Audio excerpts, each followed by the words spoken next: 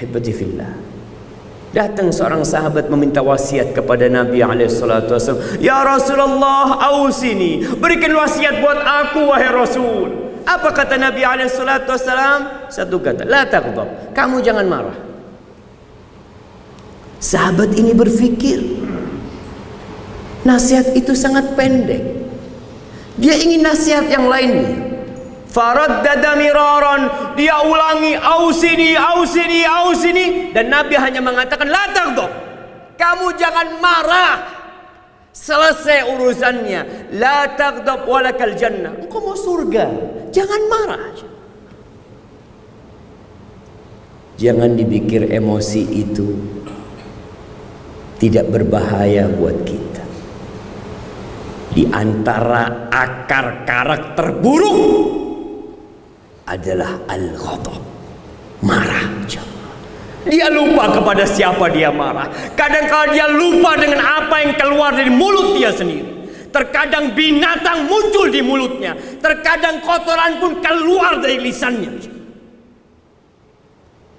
Engkau mau masuk surga, jangan marah.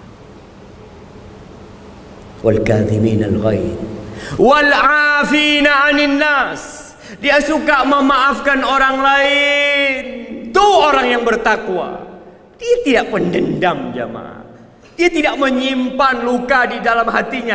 Dia maafkan karena dia tahu dendam itu duri yang berada di hatinya. Mana mungkin dia akan simpan. Dia maafkan orang lain. Sebagian manusia berpikir, kalau engkau memaafkan, rendah martabatmu, engkau jadi hina. Itu bisikan syaitan dan iblis.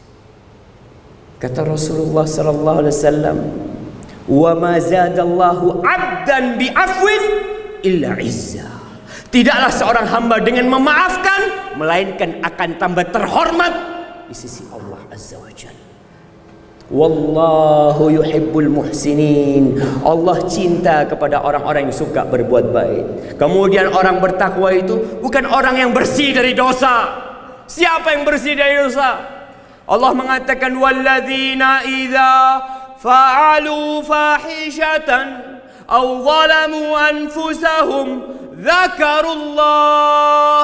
Tuh, mereka apabila melakukan dosa besar, mereka apabila menzalimi diri mereka sendiri, mereka mengingat Allah Azza wa Jalla.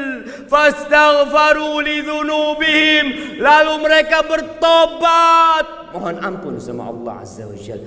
Walam yusirru ala ma fa'alu, mereka tidak terus-terusan berbuat dosa. Fastaghfaru lidzunubihim wa may yaghfiru dzunuba illallah wa lam yusirru ala ma fa'alu wa hum ya'lamun. Mereka adalah orang-orang tatkala berbuat dosa langsung kembali kepada Allah Azza wa Jalla. Bukan besok, bukan lusa, bukan nanti kalau aku tua. Tatkala dia berbuat dosa, dia kembali kepada Allah Azza wa Jalla. Kalau amarah itu bukan sifat orang yang bertakwa, emosi itu bukan karakter orang yang bertakwa. Tapi ternyata ada amarah yang kita diperintahkan untuk marah. Kita disuruh meluapkan emosi kita. Kapan? Tatkala hukum-hukum Allah dilanggar. Tatkala perintah-perintah Allah diabaikan. Ternyata kebanyakan amarah kita, coba antum evaluasi sejak antum bisa marah sampai hari ini. Berapa kali antum marah karena hukum Allah dilanggar, karena perintah Allah diabaikan? Berapa kali jiwa antum berontak tatkala melihat perzinaan, perbuatan-perbuatan nista lewat di depan antum? Berapa kali antum marah? Kata Aisyah radhiyallahu taala anha tentang kekasihnya, tentang baginda Nabi kita Muhammad alaihi salatu wassalam, ma daraba Rasulullah sallallahu alaihi wasallam khadiman qad wala imra'atan. Nabi alaihi salatu wasallam tidak pernah memukul pembantu, tidak pernah memukul wanita, illa ayyujahida fi sabilillah. Kecuali ketika beliau berperang, berjihad jalan Allah, beliau melakukan itu.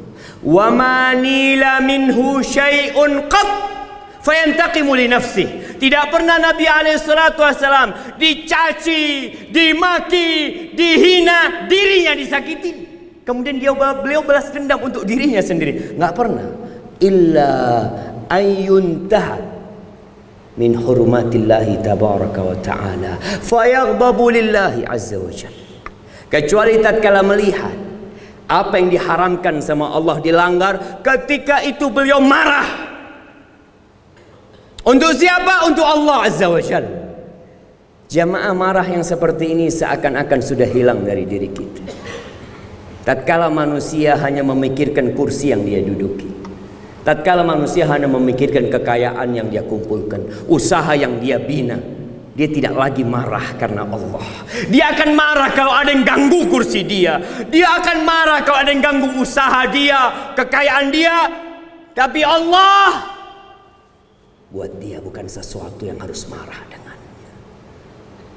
Ahibati fillah, Allah mengatakan wattaqu fitnatan la tusibanna alladhina zalamu minkum khassah wa'lamu anna Allaha syadidul iqab. Takutlah kalian kepada kekacauan, kepada azab yang apabila turun bukan hanya menimpa pelaku kezaliman, bukan hanya menimpa pelaku pezina, bukan menimpa perampok, bukan menimpa orang-orang yang meninggalkan salat, tapi semuanya dapat.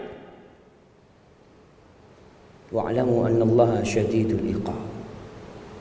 Ketahuilah azab Allah itu pedih, jemaah. Kita harus berpikir apakah akan membiarkan kemungkaran terjadi di keluarga kita. Kita melihat orang tua anak perempuannya dibawa oleh tetangganya, dibawa oleh temannya. Anak-anak kita berpakaian yang mengundang birahi manusia dibiarkan. Sebagian makan riba dibiarkan, kerjanya riba dibiarkan. Semuanya kita melihat kemungkaran-kemungkaran itu, lalu kita diam. Di rumah antum, antum tidak ingkari. Di tetangga antum kita biarkan. Yang penting saya jadi orang baik. Antum harus jadi orang baik dan memperbaiki orang lain. Antum harus marah karena Allah azza wa jalla dengan cara yang sesuai dengan syariatnya. Kalau tidak, mungkin kota ini, mungkin negeri yang kita tempati, suatu saat akan dihapus dari peta dunia. Tatkala azab Allah turun, antum pernah mendengar ada negeri Sabah di sana, yang Allah mengatakan kepada negeri itu, baldatun thayyibatun wa rabbun ghafur, negeri yang berbahagia, negeri yang makmur dan diampuni oleh Rabb-Nya yang Maha Pengampun. Tapi kemudian negeri itu hanya jadi dongeng dan cerita. Dulu pernah ada cerita negeri yang makmur, tapi karena penduduknya membiarkan kemungkaran terjadi, di keluarganya dibiarkan, di anaknya dibiarkan. Ahibati fillah, bertanyalah kepada diri kita, apakah pantas kita disebut orang yang bertakwa kepada Allah azza wa jalla?